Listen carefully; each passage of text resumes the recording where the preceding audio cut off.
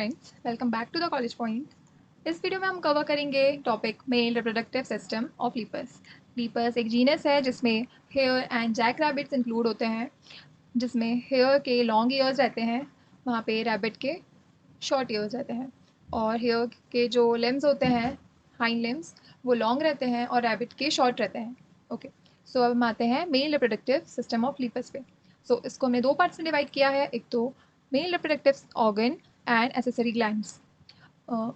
Reproductive organs में आते हैं testis, epididymis, vas deferens, urethra and penis, ये 5 पार्ट्स आते हैं। देन एसेसरी ग्लैंड्स में prostate glands and bulbo urethral gland, इसे हम काउपियर्स ग्लैंड भी बोलते हैं। ओके, सो धीरे सारे डिटेल में एक्सप्लेन करते हैं। ओके, सो रिप्रोडक्टिव ऑर्गन में फर्स्ट है टेस्टिस। टेस्टिस को प्राइमरी रिप्रोडक्टिव ऑर्गन कहते हैं, situated in pouch arising from lower abdominal wall called scrotum. So ये एक पाउच लाइक स्ट्रक्चर में प्रेजेंट रहता है जिसे हम बोलते हैं स्क्रॉटम, जो कि टेस्टिस को प्रोटेक्ट करता है और थर्मो रेगुलेटर का काम करता है। मीन्स टेस्टिस का टेम्परेचर मेंटेन करता है, जिससे स्पर्म का फॉर्मेशन ईजी होता है। Then the scrotum is connected with the pelvic region of abdominal cavity by an inguinal canal. Pelvic region में एब्डोमिनल कैविटी होती है, उसमें एक इंग्विनल कैनल होती है, वहाँ पर स्क्रॉटम कनेक्ट रहता है। और each testis is attached with a band of tissue called gubernaculum. दोनों टेस्टिस जो रहती है कुछ टिश्यूज से अटैच रहती हैं, उन्हें हम बोलते हैं gubernaculum. Okay, next histology of testis. इसमें ट्रांसवर्स सेक्शन के बारे में पढ़ेंगे हम एक टेस्टिस के। ओके, सो देखते हैं ऐसे डिटेल में, ये अदर इंपॉर्टेंट टॉपिक है। Each testis is covered by a thick fibrous capsule known as tunica albuginea. Okay, so दोनों टेस्टिस जो होती है एक थिक फाइब्रस कैप्सूल से कवर्ड होती है, जिसे हम ट्यूनिका एल्बुजिनिया बोलते हैं। Each testis has about 250 compartments called testicular lobules. हर एक टेस्टिस में मिनिमम 250 कंपार्टमेंट्स होते हैं, जिन्हें हम टेस्टिकुलर लोब्यूल्स बोलते हैं। हर एक लोब्यूल के अंदर 1 to 4 highly coiled seminiferous tubule present रहती है, जिसके अराउंड कुछ कनेक्टिव टिश्यूज भी रहते हैं। सेमिनिफेरस ट्यूब्यूल्स होती है जर्मिनल एपिथेलियम से लाइंड होती है, हम इसमें देख सकते हैं। यहाँ पे कुछ डिफरेंट टाइप्स ऑफ सेल्स दिख रहे हैं हमें। Okay, the formation of sperms occur in these tubule by the process known as spermatogenesis. So sperm का फॉर्मेशन यहीं पर होता है, उस प्रोसेस को हम बोलते हैं spermatogenesis. Lobular tissue also contain blood capillaries, nerves, fiber, interstitial cell, Leydig cell। और यहाँ पे और टाइप्स के सेल्स भी प्रेजेंट रहते हैं, लाइक इंटरस्टिशियल सेल्स जिन्हें हम लेडिक सेल भी बोलते हैं, और ब्लड कैपिलरीज, नर्व फाइबर्स भी प्रेजेंट रहते हैं। हम यहाँ पे देख सकते हैं कि लेडिक सेल्स प्रेजेंट है और ये बेसमेंट मेम्ब्रेन है। ओके, और यहाँ पे जो देख रहे हैं हम, यहाँ पे स्पर्म फॉर्म हो रहे हैं बाय डिफ्रेंसिएशन। यहाँ पे डिवीजन होता है उनका डिफरेंट सेल्स में। हम देख सकते हैं यहाँ पे प्राइमरी स्पर्मेटोसाइट है, देन सेकेंडरी स्पर्मेटोसाइट्स है, देन वो स्पर्मेटिड्स में कन्वर्ट हो गए, ऐसा होता है। ओके, सो लेडिक सेल का क्या फंक्शन होता है, वो मेल सेक्स हार्मोन को सिक्रीट करता है, जो कि होता है हमारा टेस्टोस्टेरोन। इसको हम एंड्रोजन भी बोलते हैं। 2 types of cell present in germinal epithelial. Germinal epithelial में 2 टाइप्स ऑफ सेल प्रेजेंट रहते हैं। First is spermatogonia, second is Sertoli cell. Spermatogonia develop from primordial germ cells during the development of testis. Okay, so spermatogonia कहाँ से produce होते हैं?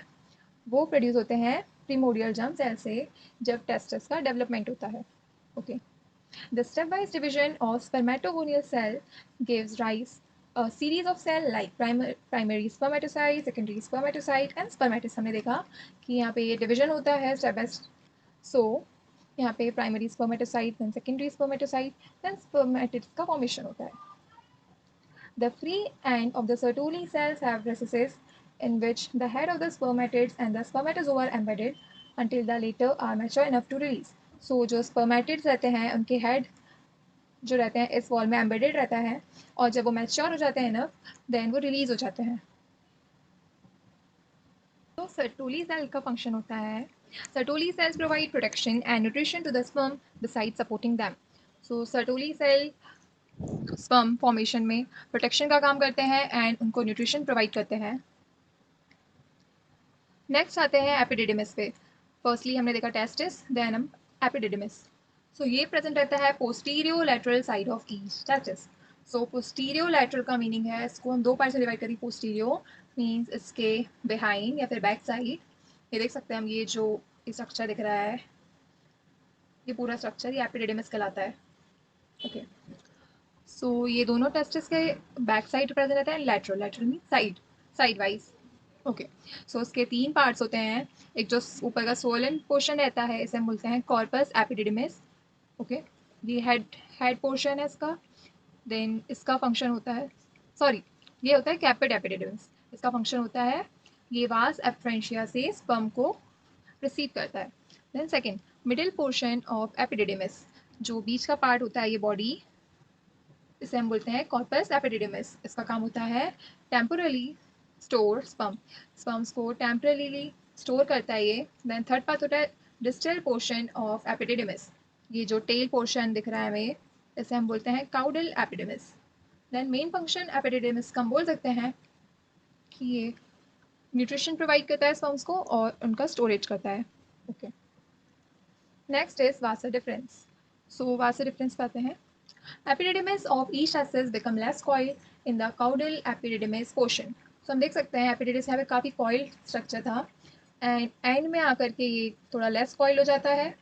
Then ये straight tubular structure form करता है। यही हमारी वासा डिफरेंस होता है। So become straight at the end to come out in the form of vas deferens. It is long, narrow, muscular and tubular structure which move forwards to reach in the inguinal canal. ये एक long, narrow means पतला सा, muscular, tubular structure होता है जो कि आगे जाता है और inguinal canal में से निकलता है और फिर then it passes through the lateral side of urinary bladder. So हम इस डायग्राम में देख सकते हैं, ये यूरिनरी ब्लैडर है, ये देख सकते हैं आप, यूरिनरी ब्लैडर है। इसके लेटरल साइड से ये से पास करता है एपिडिडिमिस, एपिडिडिमिस से निकला एंड ये वास डिफरेंस है और ये lateral side of urinary bladder से पास करता है। Then lateral side of urinary bladder to its posterior part where it again turns downwards and opens into urethra. So posterior का मतलब है पीछे से आना। तो हम देख सकते हैं कि ये पीछे साइड से आता है, देन ये डाउनवर्ड्स जाता है, यूरेथ्रा में एंटर कर जाता है। ओके, इंग्विनल कैनल को समझने के लिए ये मैंने एक डायग्राम रखा है। सो ये जो है ह्यूमन का है। सो ये होता है पेल्विक रीजन एंड यहाँ पर इंग्विनल कैनल होती है लाइक दैट। ये लिपस में भी होती है, ये रहा इंग्विनल कैनल, ये वाला पोर्शन यहाँ पे जो है। Okay, next is urethra. ये स्मॉल सा पोर्शन है। The neck of the urinary bladder and the seminal vesicle open into a muscular duct called urethra or urinogenital tract or canal. So जो यूरिनरी ब्लैडर है, ये bladder है, ये इसमें open होता है एक मस्कुलर ट्यूब्यूल में जिससे हम बोलते हैं यूरेथ्रा। ये रहा। देन इसके दो पार्ट होते हैं, एक होता है पेनाई पार्ट और एक होता है bulbous part. At the end of penis, the urethra open out through a slit-like urinogenital orifice. So, penis के end में एक orifice होता है, orifice means cavity और opening, so उसे हम बोलते हैं urinogenital orifice. Next, फिर आते हैं हम penis पे। The male copulatory organ, इसे हम बोलते हैं the male copulatory organ, जो कि sperms को release करता है female vaginal tract में, जिससे बाद में fertilization होता है। So, ये होता है cylindrical, erectile and covered by skin. Skin से कवर्ड रहता है और इसके थ्री पार्ट्स रहते हैं, root, body and glands penis. So firstly root. Root जो होता है उसकी पोजीशन क्या होती है, posterior part of corpora cavernosa and corpora spongiosum. Okay, ये थोड़े कॉम्प्लेक्स वर्ड है बट इसे हम समझते हैं डायग्राम से। हमको ये दो पार्ट्स दिख रहे हैं बड़े बड़े, ये इन्हें कॉर्ड्स बोलते हैं। ये दो कॉर्ड्स हैं यहाँ पे। सो ये जो दो बड़े पार्ट दिख रहे हैं इसे बोलते हैं कॉर्पोरा कावर्नोसा, और जो ये नीचे हम देख रहे हैं मिडल में, ये होता है हमारा कॉर्पोरा स्पॉन्जियम। ओके, सो इन सब इनके पीछे जो पोस्टीरियर पार्ट रहता है उसे रूट बोलते हैं, root of the penis. Then okay, long cylindrical portion next to root of the penis on the tip of the glans penis is found. फिर नेक्स्ट जो पोर्शन रहता है वो होता है लॉन्ग सिलेंड्रिकल पोर्शन जो कि रूट के बाद आता है। ओके, तो ये होता है इसकी बॉडी। सो इसमें क्या क्या चीज़ें प्रेजेंट रहती है, ये किससे बनता है, 3 स्पॉन्जी लॉन्गिट्यूडिनल कॉर्ड से मिलकर बनता है, ये बहुत इंपॉर्टेंट है। इसमें 2 थिक कॉर्ड्स प्रेजेंट रहती है और एक थिन कॉर्ड प्रेजेंट रहती है। सो 2 थिक कॉर्ड हमने देखा है, कॉर्पोरा कावर्नोसा, ये 2 थिक कॉर्ड्स हैं, और एक ये जो है कॉर्पस स्पॉन्जियोसम, ये थिन कॉर्ड है।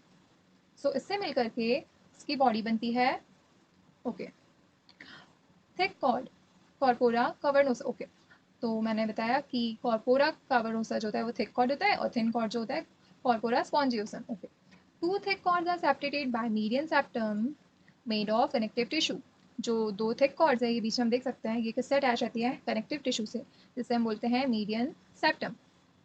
Okay, tunica albuginea is found around each cord. So इसके अराउंड हम देख सकते हैं ट्यूनिका एल्बुजिनिया प्रेजेंट है layer. Then at the apex of penis, the corpus spongiosum extend and form swollen smooth glans penis in which urinogenital orifice is present. Then हम देखते हैं जो थर्ड पार्ट है glans penis का, उसमें urinogenital orifice present रहता है, जहाँ से releasing of sperm होता है, ओके, एंड यूरिनेशन भी होता है, इसलिए हमने से urinogenital orifice कहा गया है। ओके, सो ये था TS section of penis. I hope ये समझ आया हो आपको। Next, accessory glands. ओके, इसमें सिर्फ 2 ग्लैंड्स रहते हैं, prostate gland and bulbourethral gland. तो प्रोस्टेट ग्लैंड कैसा होता है, ये कोन शेप्ड होता है and situated at the basal part of urethra. हम देख सकते हैं इसमें प्रोस्टेट ग्लैंड कैसा है, यहाँ पे रहता है प्रेजेंट इस एरिया में, और ये यूरेथ्रा का बेसल पार्ट है। ओके, सो ये जो होता है पार्शियली ग्लैंडुलर और पार्शियली फाइब्रोमस्कुलर होता है। ये सिक्रीट करता है white and slightly acidic fluid ejaculation के दौरान, जो कि सीमन का 1/4 पार्ट होता है। ओके, इसको हम एक और डायग्राम में देख सकते हैं।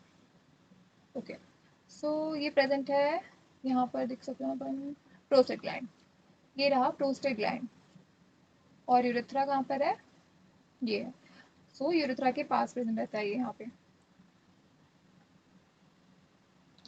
देन बर्बो यूरेथ्रल ग्लैंड, या फिर इसे बोलते हैं हम काउपर्स ग्लैंड। ये पेयर होता है और स्मॉल एंड ओवल शेप रहता है। तो इसमें काउपर्स ग्लैंड प्रेजेंट है, ये रहा, इसे बर्बोयूथ्रल ग्लैंड भी बोलते हैं। ओके, सो उसी के ऊपर प्रोस्टेट ग्लैंड रहता है और यहाँ पे बल्बोयूरेथ्रल ग्लैंड रहता है। So these gland secretes a dense viscous alkaline fluid. ये क्या सिक्रीट करता है, डेंस विस्कस और एक एल्कलाइन पीएच का फ्लूइड सिक्रीट करता है, जो कि यूरेथ्रा को एल्कलाइन और स्मूथ बनाती है for the copulation releasing of sperm. Okay, so glands देख लिया हमने और रिप्रोडक्टिव ऑर्गन्स देख लिया। ओके, सो आई होप आपको ये समझ आया होगा, और हमने इसी के साथ एक और इम्पॉर्टेंट टॉपिक कंप्लीट कर लिया। सो वेल देन, मिलते हैं नेक्स्ट वीडियो में एक और इम्पॉर्टेंट टॉपिक के साथ। Thank you for watching.